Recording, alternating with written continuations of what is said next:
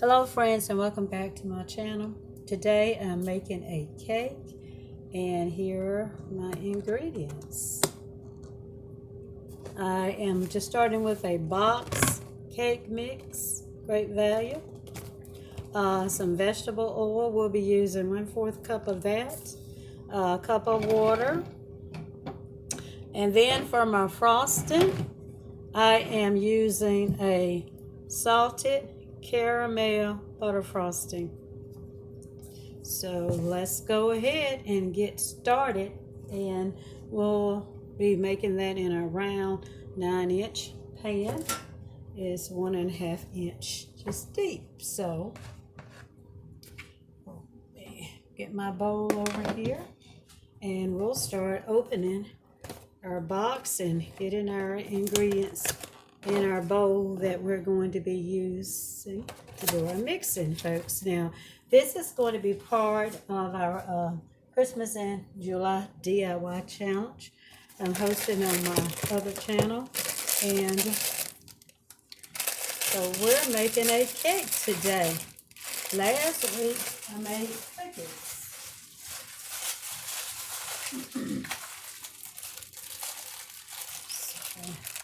Let's get our mix in the bowl here. Yellow cake mix there. Now, hopefully in the future, I want to try a red velvet or a pink velvet cake. So we'll see how that goes. So that's our mix there. And then we need a cup of water. Well, we need eggs and all of that good stuff too. So we'll put in our eggs, a cup of water. And we don't need the frosting yet. So we'll put that away. And I need 1/2 cup of vegetable oil.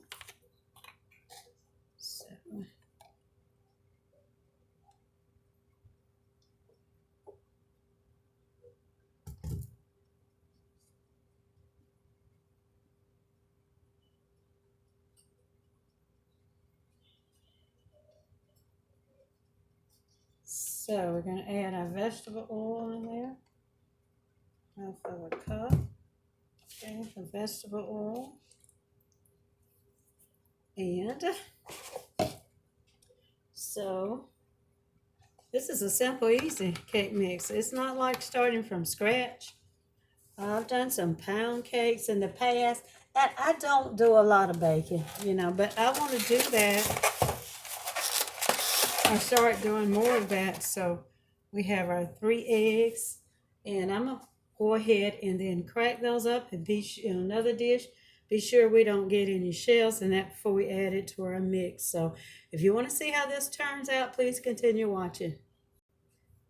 Okay, have my eggs cracked, and we're going to start adding our eggs, maybe about one at a time, and mixing that up.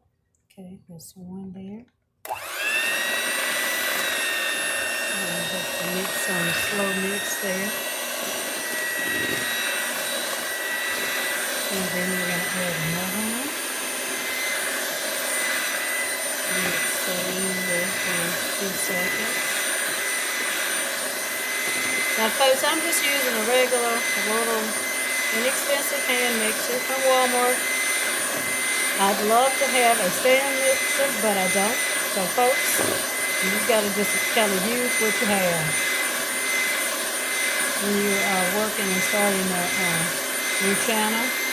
And as your channel begins to grow and you become monetized, then you can purchase those things to invest in your channel a little bit. So that's what I plan to do. My plan is to get a stand mixer. So folks, if you have any idea, what are some of the best stand mixers out there? I hear that KitchenAid has one. I'll have to maybe check out Walmart and maybe some other places in the future to see what I can come up with. Now, going to just mix this up a little bit more, and I'm going to bake this at 350 degrees Fahrenheit. Because I'm using a 9-inch layer pan, I was saying, I'm trying not to talk over the mixer, but I was saying that I'm going to use a 9-inch. This should make 2 layers, and I'm supposed to cook this anywhere from 29 to 33 minutes. And I think I showed you my pan. I always, I already dusted it with my flour, and I've already buttered that as well. So I'm going to just mix this up a little bit more and pour this up into my pan. Okay, guys, we poured our cake mix into our pan. This is going into the oven for about 33 minutes. All right, guys, we're getting ready to start frosting our cake. Again, we are using the Pillsbury Creamy Supreme Salted Caramel frosting. And I try to fix foods that are low sodium, but sometimes with your bakes, you really just don't know. But this one has 150 milligrams per serving, y'all. And I bought me a new spatula and frosting with, but it's kind of huge, so I'm gonna have to go in and maybe try something else that is a little large.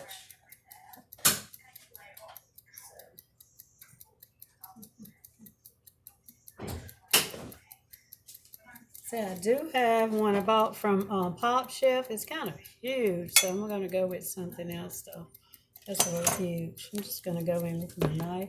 I wish I had one that leaves it. This is a little bit better, I think. I'm going to have to get me some more frosting tools, because I've seen some folks use some that, oh my goodness, you can just do all kind of designs on there. So we're going to put a little bit here on the top and just frost this. The cake is cooled a little bit. And we're going to go in and frost this. And it, oh my goodness, it smells so, so good. I might need a little bit on there, so I don't want to get any holes all in the cake. So I'm going to take my time, guys, and frost it. This top part here, and then I'm going to go in with the upper layer. And then I'm going to go around and frost the sides once I put that upper layer on there. So I'm just going to have a layer of frosting here, just a thin layer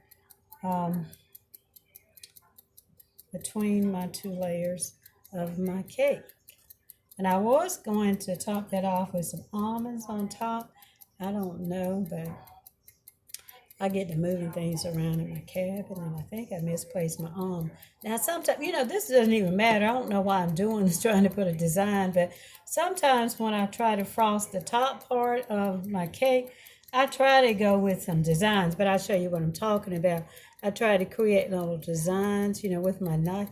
Now, I do have a pastry bag, but I haven't really practiced with that. So, yeah, or you can use a spoon, I think, to go in and create some designs too.